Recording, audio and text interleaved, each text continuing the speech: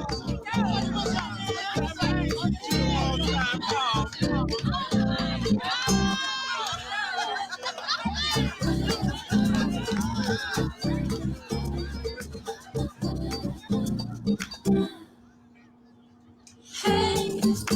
we came to play, we came to party, we came today.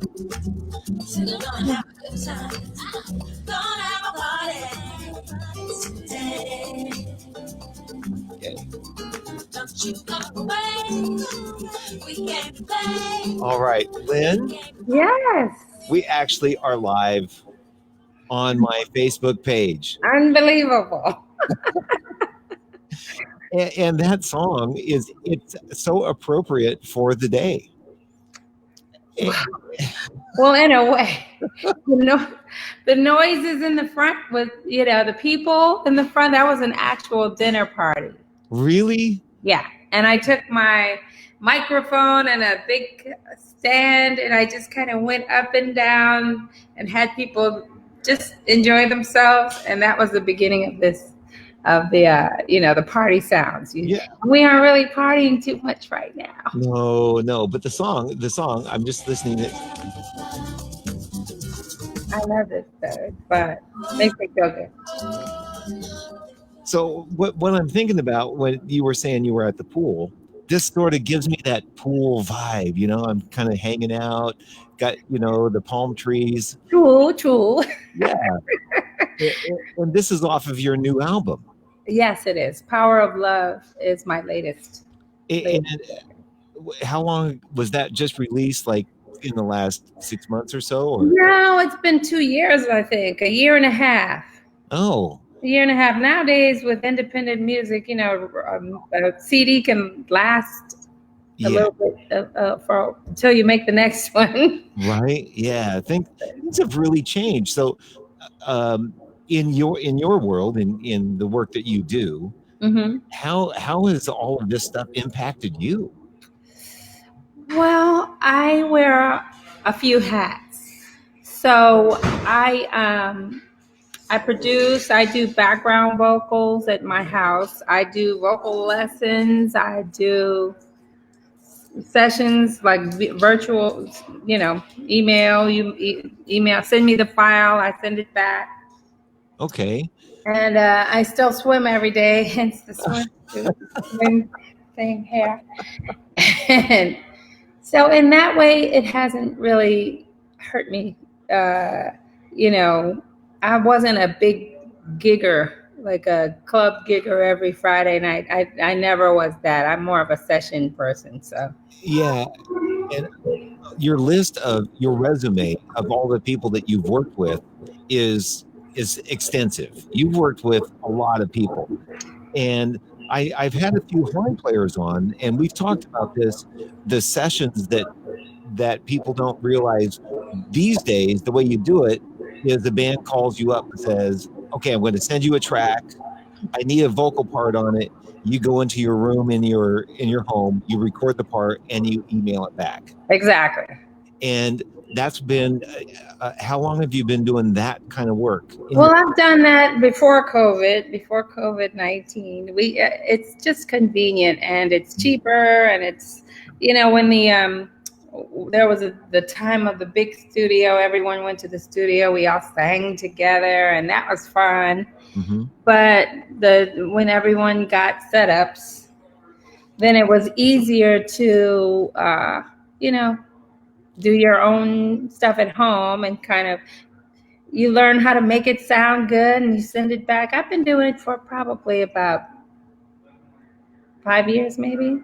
Oh, 4 or 5 years. Yeah, that's so much more now than ever. So. Right. So you were ahead of the curve. Thank God for once in my life. Right. So when this COVID-19 thing hit, all of the people who were out gigging all of a sudden go, I need to be at home. I need to get stuff. And you already had it. Right. So you're good to go. And what some people discovered is all of the gear that you need to make your home studio was sold out. You couldn't find anything. Oh, really? Oh, man. It was unbelievable. The little interfaces that you need to get Yeah. They were sold out. Wow, I didn't know that. Yeah, for the first couple of months, it was hard for people to get certain things. Wait a minute. Let me ask them to be quiet in here. Just. Oh, you see my swimsuit. Hey, you guys. Oh, I'll play a little more of Lynn. My swimsuit, sorry. No, this is perfect. This is perfect. So my interviews are really informal. I call it in the green room for a reason. I thought it was audio only. Well, but no, this is more fun because they're informal because let's say we're doing a gig together and you're out singing and I'm doing sound, and before the show we sit and we start talking, and then I say, "Oh, when did you start singing?" And then all of a sudden we have this conversation, and that's how we're doing this. Yeah. So because of your extensive list of people you've worked for, I was talking to you a little bit the other day. Right. How did you start this? And it sounded like it just sort of fell on you. And It just fell on me, literally.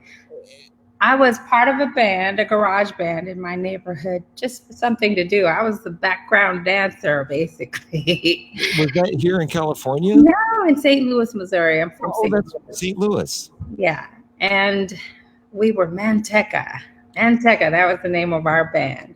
And we did Rick James. We did stuff like the Blackbirds and Gap Band and Rigor Mortis. I can't, it was just like all kinds of stuff. Right. But I just did it just to have something to do. I didn't even really think of myself as a singer. I became infatuated with it when I got a standing ovation from a play I was doing. I sang Home from The Wiz. I had been to New York with my mom that previous summer, and we saw Stephanie Mills and The Wiz, and Home was just like magical for me. So when the teacher asked me, "Can you sing?" I said, "I don't know, maybe." So I got a standing ovation on that song, and I was like, I kind of like this. So it just kind of evolved. I sang in coffee houses. I didn't want to work a study job in college. My mom said, "You have to go to college. I don't care what you do, what else you do, but you're going to college." I went to Drake University for the first year, sang in coffee houses. And then I moved to Boston. Somewhere in my mind, I think I was planning for a big future, because I said, I can't stay in Des Moines, Iowa, and have a record singing career. So I went to Boston U, finished there in public relations. So you had this idea that singing was maybe going to happen, but you need to have this other thing going? You know what? When people say blind ambition, that's kind of what I had. I wasn't even almost aware of it. Like all my friends said, "You knew you were going to be a singer." And I was like, "I did? Really?" I didn't know. But I knew I kind of made some moves, but then I didn't think on it all the time. It wasn't like, I gotta be a singer. I was just like, oh yeah, I think I'm gonna move here, and then maybe I'll, So when I got to BU, I didn't want to work a work study job, so I ended up getting in a band with a guy named Nick Lamberti, top 40 band, and we played all dives in Boston 4 or 5 nights a week. And I went to school by day and played in the band at night. And I remember I met Marcus Miller when I was in Boston. He remembers too. It's funny because I don't know why, but it was just like, I'm going to do this one day, I bet. I think I'm going to do this. And we kind of remember that time. It was interesting, yeah. So later we have worked together, and he actually reminded me of that time. So it's exciting to just have it wind in ways that you end up working with the people that I idolized, So then when you were in Boston and it was sort of a vision, you like, maybe I'd like to do this, you were singing, were you able to make any money in that? Well, it was like my work study job. Nice. I would make, $75 a night. That was enough for a student, 4 nights a week. Well, you know, the pay scale hasn't changed. Hasn't changed much. But then I ended up, when I graduated, I guess I have to get a job. So every interview I went on, I would say, well, I really want to sing, but I need this job. And I never got one job from that, from all those kind of, interviews. But I did play in the Boston Commons. We played, it was a guitar player named Bill Banfield and me with his guitar case, and we played half-hour sets, make money, and that was my job. Then a professor from Berkeley met me out on the Commons and asked me if I wanted to go to Berkeley. I said, okay, maybe for a year, So he gave me a scholarship. I went there for a year. Then I ended up saying, I think I'll move to California before I get too old to pursue, a career. I think I had already graduated from one school. I didn't want to, go through another 4 years. So I went home to St. Louis to get ready for my move to California. And I met a man named Jerry Williams, and he said, the Crusaders are looking for a singer. And I had just made a demo tape with Dave Weckl, Jay Oliver, Tom, Kennedy. So they're all from St. Louis, and they were people I knew. Really? So my demo was like, no. So was that before they came to LA too? I mean, yes, we were all like kind of in St. Louis, just roaming around playing gigs. And I was there for a summer, and my brother's a saxophonist. His name is Keith Fiddmont, and he played with them and knew them. So we kind of all knew each other.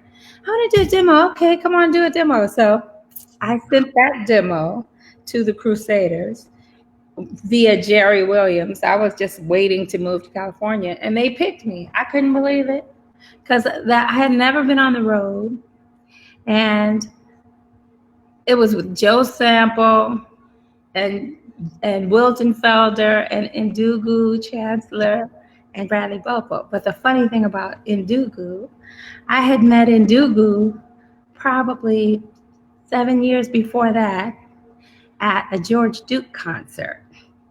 My cousin and I went, we were underage. We weren't supposed to be there. We won't tell anybody. Don't tell them.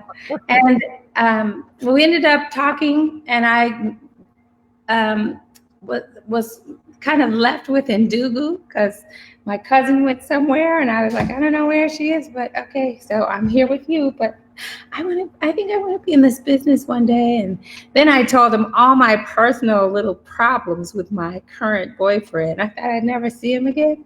And I walked on that bus with the Crusaders, and I looked up and I saw Ndugu. I was like, Ndugu, you know me. But he was such a gentleman too. I mean, he was giving me good sound advice for a young teen. So I think this is fascinating. So you're in college, you're just playing in bands in Boston, and then you decide, I'm going to go to California, and I just happened to get this gig, and it's the Crusaders. That's what I mean. It kind of like, so then I moved to LA. After that was over, I went and became, hooked up again with Ndugu and said, I'm moving, I'm coming out here. These are good to know. We were friends from way back and remained friends for his whole life, know. And I actually sang at his memorial service. Oh, yeah, nice. So that was special, of course, to me. But I came here, and my friend Don Wyatt from Berkeley called me. My 1 year at Berkeley, called me and said, "Are you interested in working with Bill Withers?" Of course. I had a job, and I gave my 2-week notice. I said, I'm giving my 2-week notice, but I think we start rehearsal tomorrow. She said, why don't you just do us a favor, and you can leave today. I had a job at a Bunker Hill financial planning. But actually before that, my first gig was with Munyungo Jackson and Bill Summers Heat. I don't know if you're familiar with him. Bill Summers worked with Herbie Hancock. Right. I mean, I just ended up, and then I met Dennis, It's just like really like I met Dennis. I was singing with the Fowler brothers. Walt. All of the Fowler brothers, and we did a record, and Dennis was the engineer, and that's how you met Dennis. That's where we met. Yeah. That's where we met. So we did Bill Withers, and then I auditioned for Anita Baker. Oh, then I auditioned. Then I was singing at a club with another friend of mine named Lynn. Lynn and Lynn. We're singing background at my place. I don't know if you remember that place. I've only been in LA for 12 years. So it was a great club. It was the best performance club to date. Anyway, the phone rang at sound check time, and they said, Lynn, telephone. So I was closest to the phone. I'll get it. Yeah. Somebody told the other Lynn, there was calling for the other Lynn, and said, Stevie Wonder is having an audition tonight. And I was like, really? You mind if I come too? Both of us went. And I ended up getting it. Whoa. I know. It was kind of weird how that happened. But it was all things happen as they should, kind of. Right. We're friends and we're still good. And she ended up doing some really great things too. So then I did that for a while, and I ended up, Joe Zawinul called me because Victor Bailey was a friend of mine, and he recommended me for the Zawinul Syndicate. Good. So hold on, I need to interrupt you for a minute. So okay. You're a singer. Mm-hmm. I grew up playing drums and being a musician, drummer guy. Mm-hmm. All the people you're mentioning are music, bass players and drummers and connections that I would want to know. And you're pals with all those people. But see, I think this is fascinating because you're a singer and you're getting the really cool singing gigs, with the. Well, the thing about singers and instrumentalists, in my opinion, a lot of people separate them. Yeah. Our instrument's in our throat. Mm-hmm. So we don't operate the same, but it's still a musical instrument. So if you connect on a musical integrity level or understanding or get along, mm-hmm. then there's really not that much difference. There's not that much difference in singers, and you kind of find your little groups. And I was fortunate. Yeah. It was like I said, really, literally. I felt like a little whippoorwill going from here to there, and it was like, okay. To me, in all honesty, it sounds like it's a God thing. It just. I do feel that's just the way it goes. That's for sure. So with Zawinul, what kind of things were you singing? What sounds? I played a little percussion. I played a little key lines here and there. He made me work. And what was interesting too about Zawinul, when I got there, we would have rehearsals. We rehearsed for 2 weeks, and we'd have lunch. And I was like, I'm starving. I was pregnant and did not know. I found out after the first week, maybe. And I came back on that first Monday back to rehearsal, and I said, Joe, I think you might have to fire me. And he said, why is that? I said, I just found out I'm pregnant. And he said, what better thing to show than life? Mm-hmm. I know. So I grew on that. I grew on that tour. I was pregnant and got big and pregnant by the end of the tour. I was, So you toured all the way up till it was time to have 8 months. I think I still did something. And then I did something 2 weeks. I did a record with him, The Immigrants or something like that, a week or so after I gave birth. Wow. Yeah. Interesting. Then how long did you stay out after you had your child? And what was your first gig back? Did you? A week. I did a record. A week. So you're doing tours and sessions all at the same time. Mm-hmm. while you were doing Joe Zawinul and Stevie Wonder and the Crusaders, what kind of sessions were you doing? I did. I don't remember all the time frame, but I know I did odd sessions.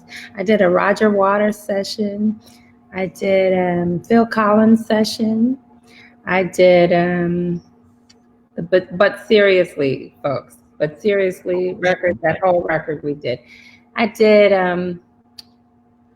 it's hard to remember all that. I did even a Johnny Mathis record. I did Kirk Whalum, bunch of Kirk Whalum. I don't know if he was, I don't remember. I did the Rippingtons. I did something for Bob James. I don't know. I did a bunch of stuff. Fowler Brothers, of course, we were a group. So, and, just whatever. Whenever anybody called me, I was ready to go.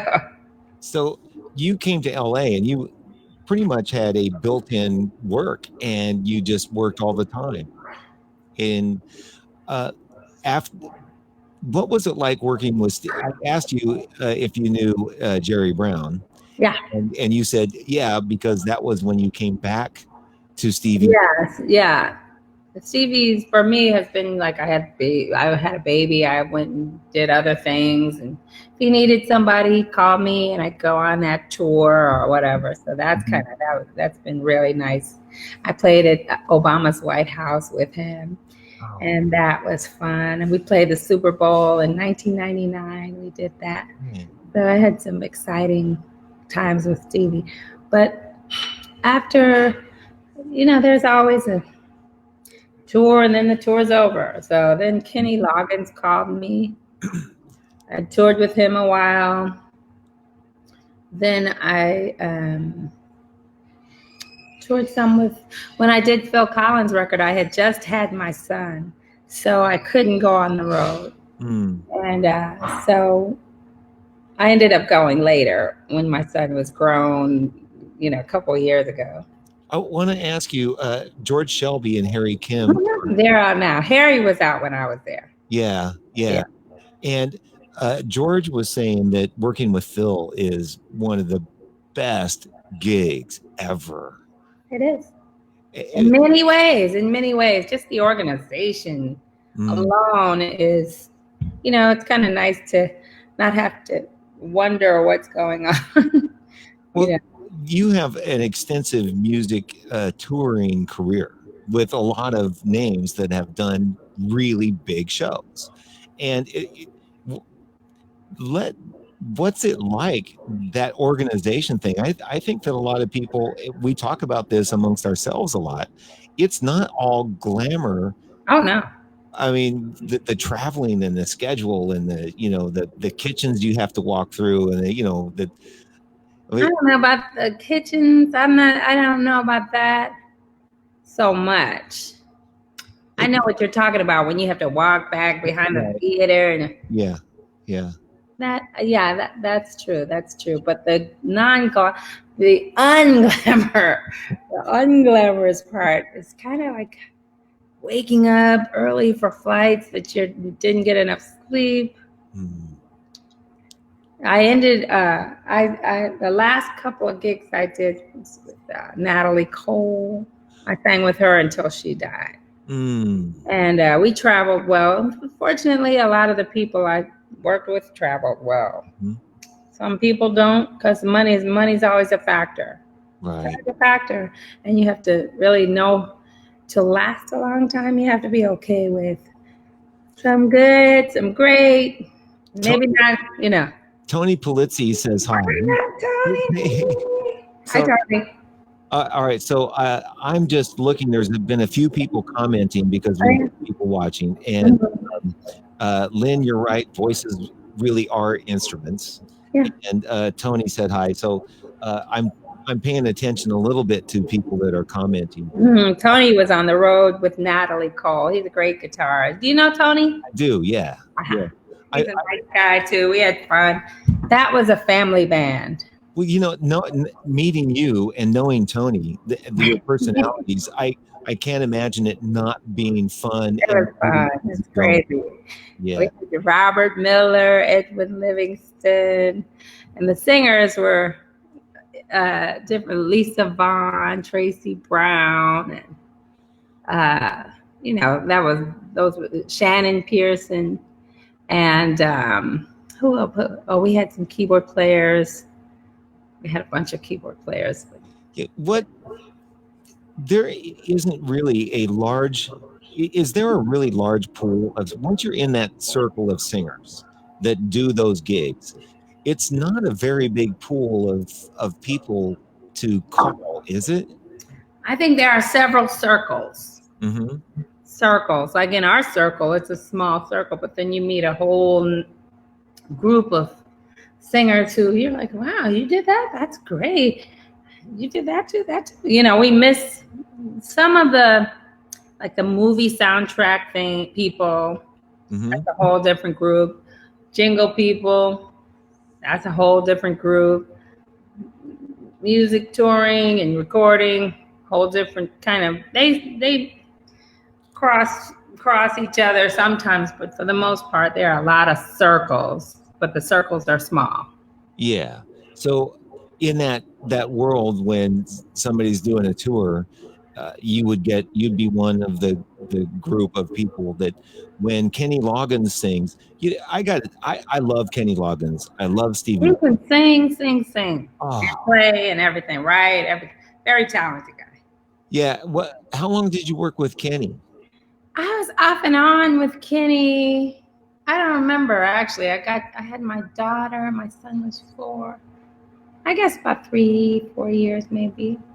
We did the Redwoods. That was after I kind of finished my touring with him.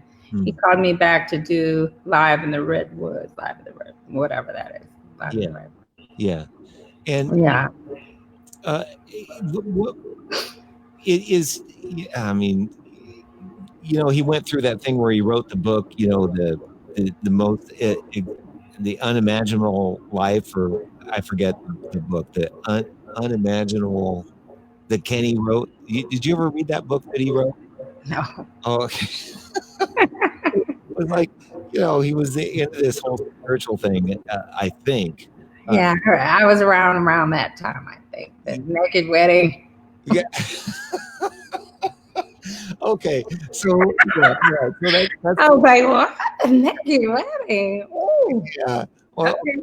So it's all true then. I mean, I don't know about all. Oh, what was the last tour you did? What was the last tour I did? I did a Quincy Jones. Let's see. I don't even know. Let's see. Tour. I think my last steady tour was Natalie. I've done some dates. I've done TV shows. The last thing I did was with Sheila E. We did that Prince tribute, the Grammy tribute. Oh. That was a lot of fun. Yeah. What was it like being there with all of those people? Oh, and I toured with her too. With Sheila? Uh-huh. Oh, man. Years ago. I forget. It's really hard to remember. Do you have a list? Do you have a list somewhere of you? Not really. I need to do that because I'm still that whippoorwill, just going from here to there. I'm still that. So I don't even think about. I don't remember venues. I'm like, I don't know. I don't know. I don't know. Oh, this is going to sound like the silly fan question, because Dennis, I interviewed Dennis and somebody called and texted, what was your most memorable venue? And Dennis guy's like, oh geez, I mean, do you have any of those kinds of experiences? Because I do. Yeah. I have to say, I loved working with Stevie because of how I like to work. I like to be challenged. I like to, you tell me something that you made up on the spot, and I like to make it work, and just I'm a spontaneous person. So the Super Bowl was great. That was unbelievable. And the White House, that was unbelievable. That was the Gershwin Awards. The Grammys, that is not always that fun. That's not always that fun. It's a long day, and you're in these dark. I guess they're the boxes that people sit. Now at the Staples Center, there are these bars. You stand in these dark rooms, and you can't really roam around. Like they call you, then you go back, and you walk through these halls. That's not always the most fun. I love touring with Patty Austin and Quincy Jones. That was fun. That was a lot of fun. When speaking of challenging music, Jerry was telling me what it was like working with Stevie, and they would trade fours, and they had a ball. Yeah, and Stevie was a good drummer, and he would just kind of like nod, and then Jerry knew that's his look, like, so what does that mean? Did he huh? Did he spontaneously challenge you singers to do things? Yes. And even he had me play the chick chick chick chick cha. He had me sit out in front somewhere and play the hi-hat part on Golden Lady. Really? Yes. I don't know what gave him that bright idea. And that but I practiced it all day, and I did it. I'm trying to remember that part. Yeah. Oh, that's cool. That's cool. And that actually makes that groove. It does. That he played those drums, I think. He played those drums on that record. He always challenged you, and it would be funny. Sometimes people would mess up, and it would not be a great thing. But for the most part, he knew who he was dealing with, and he knew what people could do, and he knew how to fix things up so that it all worked. And he laughed and enjoyed. Didn't take it too seriously. I worked with George Duke. I toured with George, and I worked a lot with Stanley in the studio. We did Soul Food. You're making me think of all these things that I hardly ever think about, but we did the Soul Food soundtrack, the groans and different humming and stuff. He just said, do what you want. I said, okay, let's do that. He'd say, okay. And with George, I recorded with George, and he recorded a song on one of my records too. He recorded the title track on the Lady CD. Okay, you have like 4 or 5? I have 4. I'm working on a 5th in my mind. I haven't actually started yet, but I'm working on a 5th. But he always said, I said, let me do that again.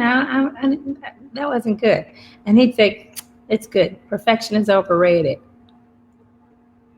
Wow. Stevie too. He liked those little imperfections, and it kind of gives the music a little more human something.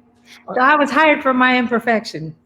Well, are you one of those people? And I've been in the studio with some that their ability is phenomenal. They will sing something or play something, and you're sitting there and going, wow, that was great. And they'll say, I didn't like it. I want to do it again. Is that you? And the other singers are looking at me like, don't say a word. I'm like, that wasn't right. And everybody else is going, what was wrong with that? We did that. That was good. And I'm like, right. So, and if George Duke and Stevie Wonder, if they say thumbs up, it's like, don't say a word. You're right. Yes. Right. Well, I got to say, there is one note that Stevie sings, and it's You and I.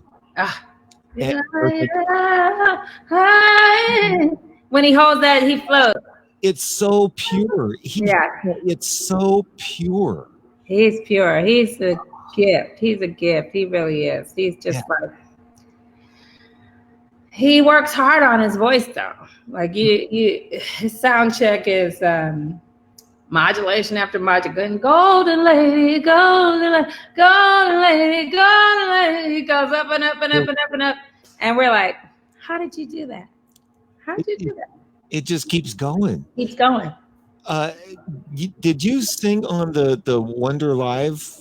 No. I was gone by then. Wonder, natural something. Natural Wonder? Or, Natural Wonder. yeah. I did some of those first tours, and then I ended up going with somebody else. I don't know. I know I was in and out, and there were times when he actually hired new groups of singers, and then you'd come back sometimes, and in and out. You just have to roll with the tide. That's kind of how I survived this whole thing. Yeah. Well, I have a question. So somebody said, did you ever sing with Betty Mae Fikes? Fikes? Do you know who that is? With whom? Yeah, I don't know. Just a name. Did you ever sing with? Maybe, but I don't know. Yeah. So, not recently. Yeah. Of the studio things, what were some challenges that you had to learn to do? Singing in a studio was really different than singing live, right? Yeah. On the most part. Yeah. Or are you again one of those? The way it sounds, you just roll with everything so naturally and easily. I think I look at it the same. I think I look at singing live the same as singing in the studio. Like a lot of singers just sing notes. They sing, did I get the right note? Did I get the right note? But they don't try to blend with the music and make it actually have a part. Like people push that music along with like a horn player. I look at that live and in the studio the same. I want to do my part to make something happen. Some people look at it like it's just notes that are there and that's what they told me to do, but they don't actually read into it what function you're providing the music. So I kind of look at it the same. You have to hold your volume different ways, but my outlook is the same. And so when you're in the studio and singing live, I'm just thinking from a singer, what things that you would happen, they would say, okay, we need you to phrase this way. We need you to have more breath here. We need to lay back. We need you to, did anybody ever say, we need you to be a little bit on the high, be a little bit on the high end of the note, a little sharp sometimes? Well, that is an interesting thing you bring up. Some singers that I sing with often, like we notice our pitch center is different. You hear a little high, I hear a little low. So we have to figure out, okay, we got to meet in the middle. So either I go up. A lot of people don't tell you that. You just kind of know because you're singing with somebody and it's something that happens great when you're singing together and it's working together. Like you're in the same ballpark though. You're listening and blending. Yeah. Same thing. If you listen and try to blend and let the music tell you what to do, then pretty much it's okay. Yeah. My pitch, I have. If I have any tendency, it's to go below. It's hardly ever to go above. And I have friends who kind of hear above. Even their vibrato is up. So it's like, you have to figure that out.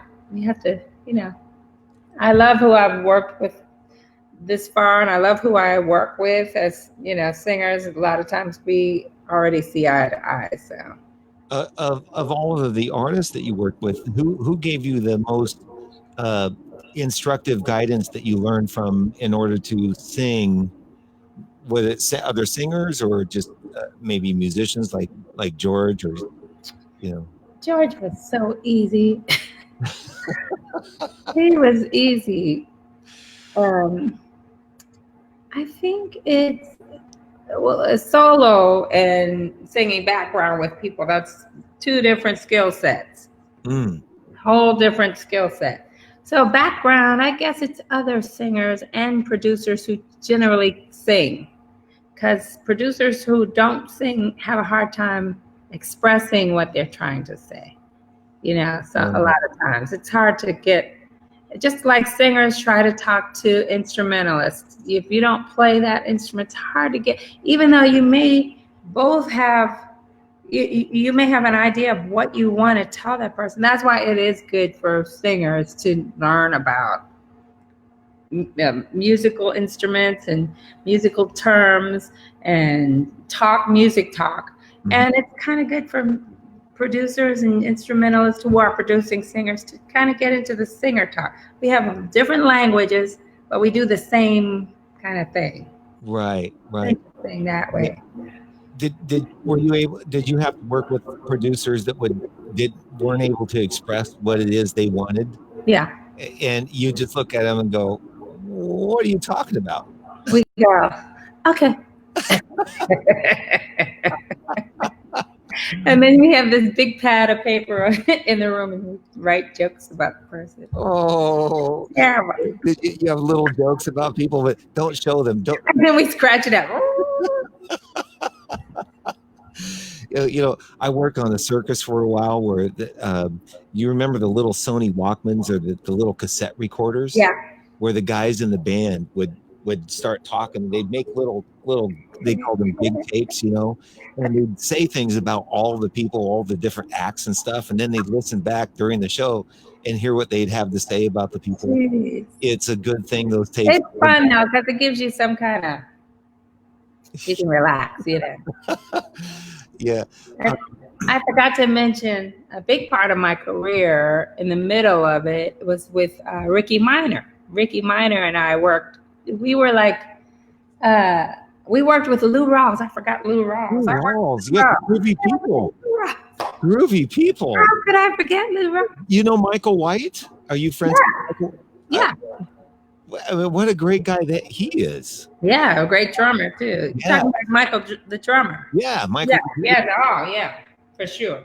He and I call him my husband, Wayne Lindsay, worked with Mays together, Frankie Beverly and Mays. You did that with No, I didn't. Oh, you didn't. Oh, great. So I knew Michael from back in those days. Man. And but I worked with Ricky Minor a lot on his TV shows, America's Got Talent, American Idol, a couple of those. So, and you know what? I don't mean to talk over the top of you. No, it's fine. When I see you with your hair, right? Mm-hmm. When you got your hair, I'm going, I have seen her a bunch of times and I've been trying to place it in it. It had to be American Idol. Probably. You I didn't do a whole lot of those, but I did some of those. I was written about in what is that? The Tonight gossip show. There was a guy named David Archuleta who sang so beautifully to me. We did the Hollywood show, and every time he sang, I would cry. It was like I couldn't stop myself. It would be like that kind of cry. And I was like, what is happening to me? Something's happening. So on TV, I said, I'm not going to cry tonight. I'm not going to cry when this boy sings. But I was like, and I cried, and they talked about it on Hollywood Tonight or whatever that was. So somebody told me they were writing a book about American Idol and the history of American Idol, and they were asking me questions about that time. So apparently that's supposed to be part of the book. I don't know if it made. I want to read about it.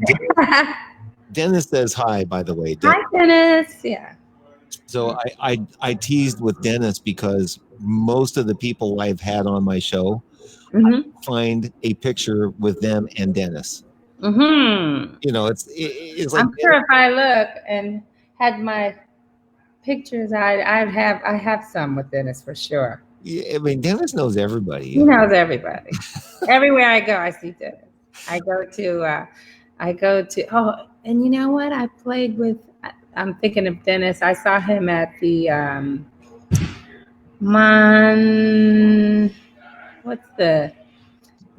up north in Monterey Jazz Festival. Monterey Jazz Festival. I wanted to ask you about that because I saw a picture of you with Take Five guy. George Benson? No, Take Five. Al Jarreau. Keyboard player. Oh. Who wrote it? The guy who wrote. Yes. Now you know. Welcome to. Yeah, all of a sudden I went brain dead too. Yeah. Yeah. Help us out. Dave. Oh, Dave Brubeck. Dave Brubeck. Yeah. You sound like Brubeck. Yeah. Oh my.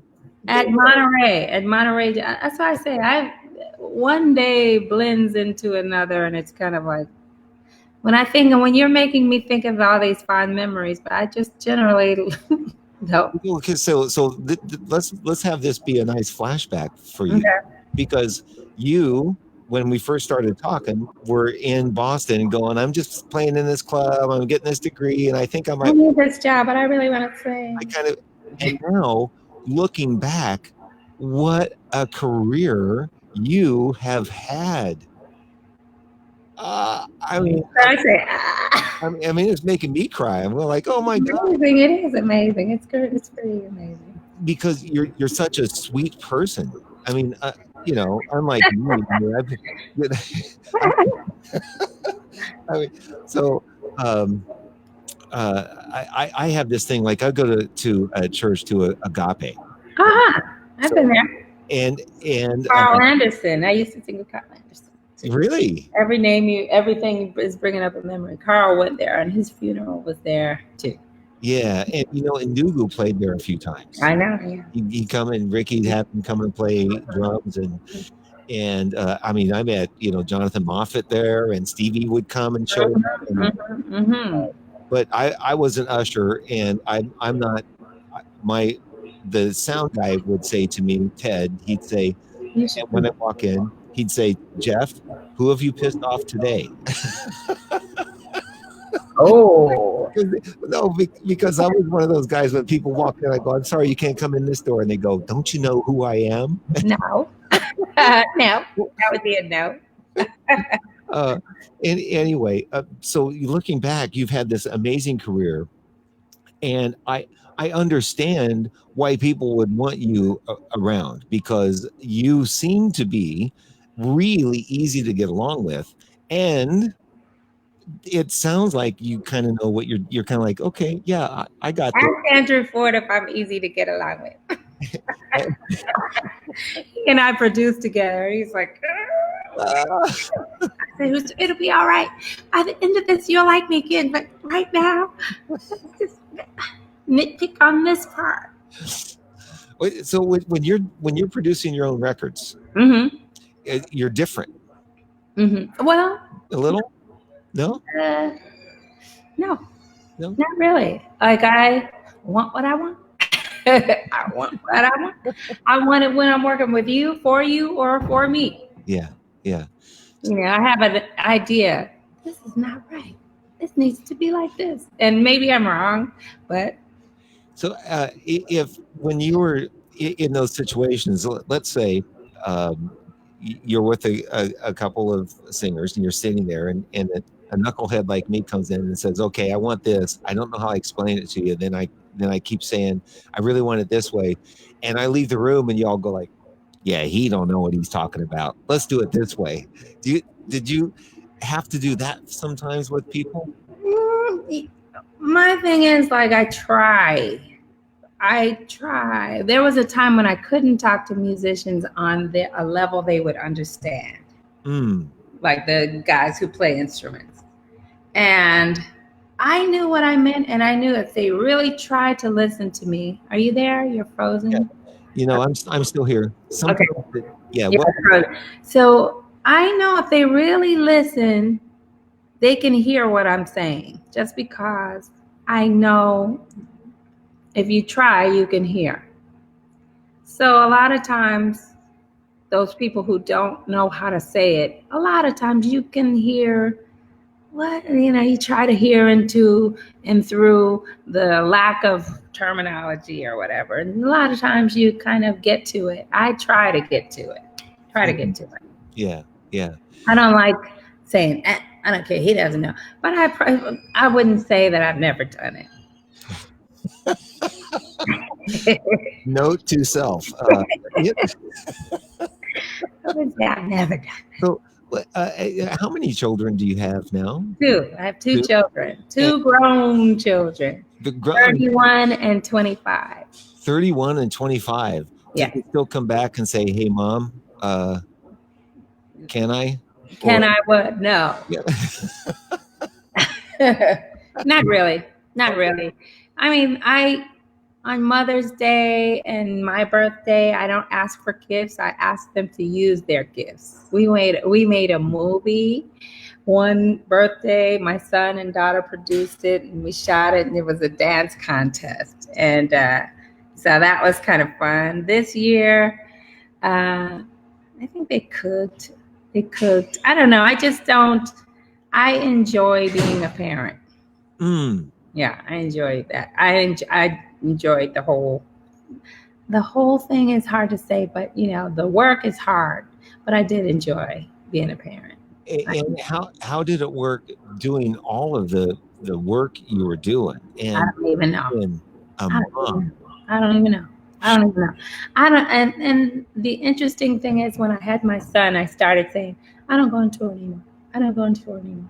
I don't go into it." I don't even know how I stayed in functioning, because I really did think that that's what I had to do. But then there was something that came up, just a little couple of days, okay, I'll try. It was like a God thing, really, because it all just worked out perfectly so that I could, keep going. And now I'm writing more. I'm trying to write for other people. Yeah. There's a guy named Cheb Khaled, who's the king of rye in Algeria. And he just wrote a couple of songs on his upcoming record. Are you writing lyrics and music, or? Yeah, depends. Mhm. Depends. And have you written a lot of songs in the past? How is that? I started out writing, but I don't write a whole lot, but I always wrote. Mm-hmm. Is it like a nice outlet for you? Yeah. And does it have to be something that inspires you, or do you just sit down sometimes and say, "Oh, I'm going to try to write a tune"? I prefer inspiration. Uh-huh. And I want to be more disciplined and say, I'm going to sit down and write a tune. But I don't always do that. I do that when I'm learning and working on my skills with logic and stuff. I may sit down and work on a little groove, but it's not usually a record. I mean, a song, unless I'm lucky. Mm. So one thing I want to ask you, because we're coming up close to an hour, and I don't want to keep you real long because I want to get back into Pluto. So it seems to be through the whole length of your career that you're looking back and seeing that you've done all this amazing stuff. How did your faith have anything to do with that? Do you think that I think it has everything to do with it. Nothing? Yeah, a lot. Everything. And it's more like accepting what's in front of you and saying, okay, all right.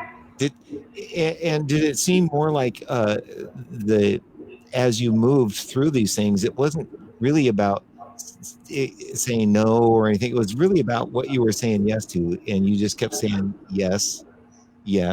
Sometimes I said no, but I pray about. I believe in listening for guidance and wisdom. I believe in that. So that's the truth. And you could feel.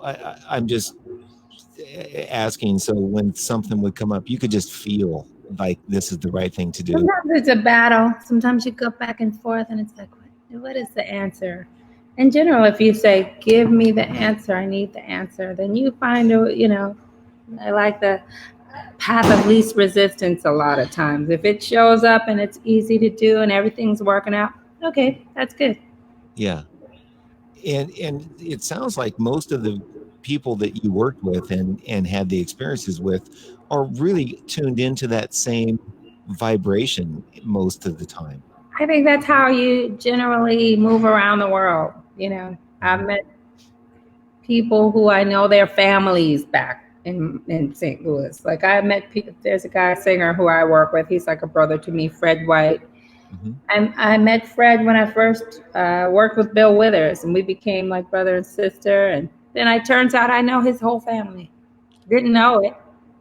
And where I am right now, I'm not at my house. I'm at my friend's house, but her mother and my mother went to high school together in St. Louis. And we moved to a small place in California, and we're neighbors. We've been neighbors for, well, I've lived here for 28 years. Wow. So it's interesting. Like, I think everything is, I don't think there are accidents in life. I think that, I just don't. I have to agree with you. There are no such things as accidents. There are no coincidences. Everything. It's meant to be. It happens for a reason, and hopefully you make the best of it and do what, offer the service that you're supposed to provide. Well, since you've came here, have you been in touch? Do you ever do anything with Dave and Jay and Tom at all? I keep in touch with them off and on. We weren't like the best of friends. We were friends. We were like home people. We were like, we're from St. Louis, but they had their little circles. Like, it's more, they were in the instrumental circle more too. Right. Yeah. So I see them every now and then. And of course, through Dennis, I hear about Dave a lot. Yeah. Tom Kennedy and I, believe it or not, went to kindergarten together. Really? Through high school. Wow. Strange. Man, yeah. Does he? I don't know. Does he still live in St. Louis? No, he's lived in New York for years. Oh, okay. Yeah, for years. He moved. He went that way.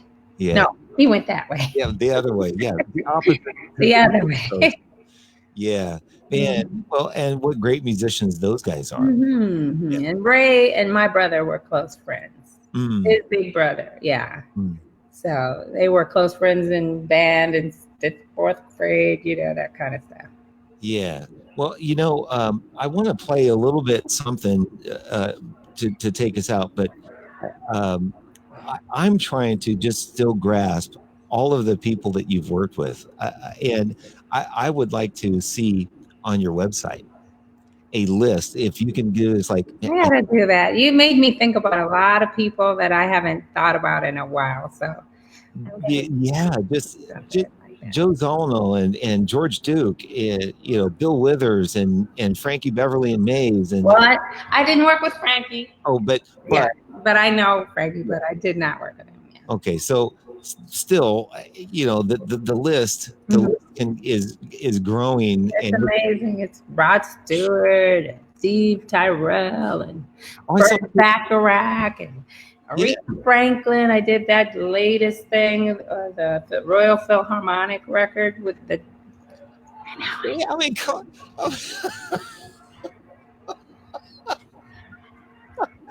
Lynn, man, that's crazy. Ray Charles.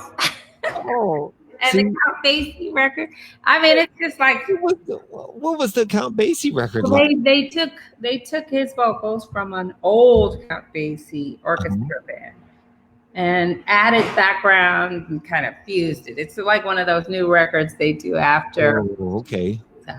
So, yeah. Was that fun though? I mean, it was fun. It was Patty Austin, the Perry sisters, Valerie Pinkston. Can't remember who all was on that session, but it was a great group of singers. See, this is cool. I've kept you talking long enough that you're remembering. I can remember stuff. Yes. Oh man, this is so fun. All right, so I've left your lynnfiddmont.com. So if somebody wants to see about you and see how they can find your records on Amazon. Yeah.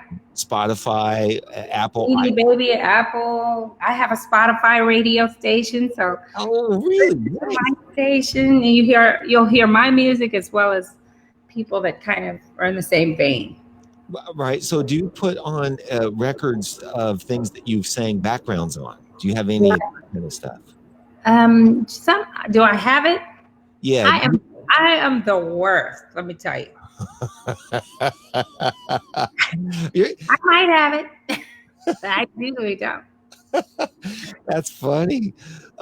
So what I have the George Duke stuff. I work with Babyface too. and we did Christmas record, and we did something with Michael Jackson for Babyface. Yeah, What was that like?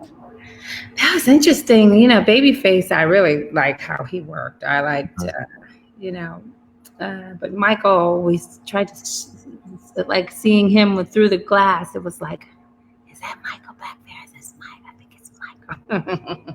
That's what we were doing. He had his babies with him. Oh man! Like we were looking through the glass. Like, that's him right there.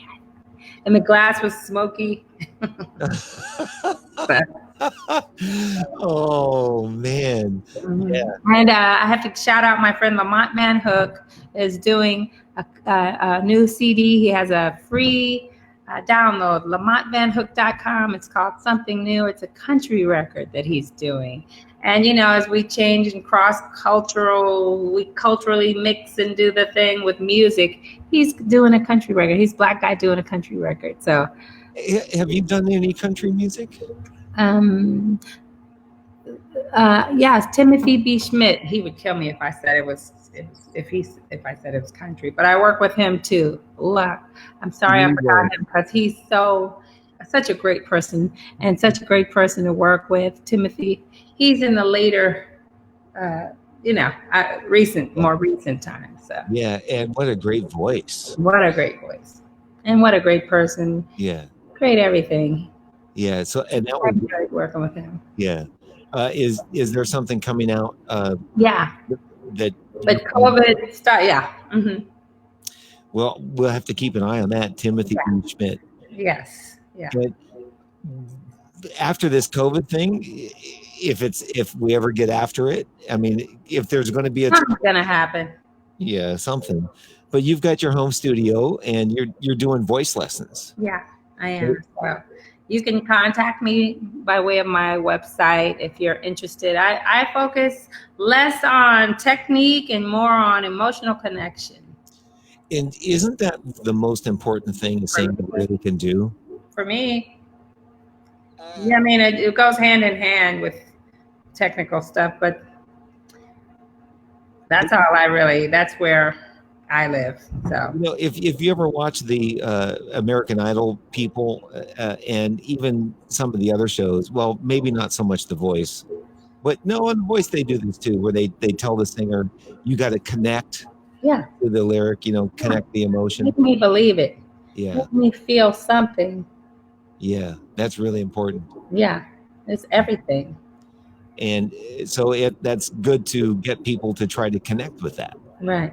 Yeah. So, a lot of teachers focus on other things. And so for me, it's kind of my little niche. I'm trying to build with young singers to kind of get them to see what's necessary, what's not necessary. Taste your own personal. Don't do too much, maybe choose wisely. Choose your clothes and shoes and everything so it matches and not too much. You don't put too many things on. I look at it like that, kind of. Don't put everything on. Yeah. Take it slow, build it, and try to figure out how to get to the end in a nice way. I like that. Mm-hmm. Take your time and get to the end in a nice way. Mm-hmm. That's a great place to end it and leave it there. I talk with my hands too much. No. What I want to play, should I play off of your latest record? What would be something good to play to take us out? Jeez, well, you play Groovy People, right? I posted that on my website. I haven't necessarily played it yet. I love that song though. I do too. Play that. That's a fun, good time feeling. It is. It's a great song. So, Lynn, thank you for joining. Thank you. Even though I have no makeup and my hair is like that. It's perfect. It's perfect. I mean, look at me. I got my silly tie-dye shirt. Thank you, Lynn. Thank you. So nice to see you. Yes. Okay. Thank you, Dennis, too. All right. I like to be around groovy people. I don't like nobody, no, that's got an ego.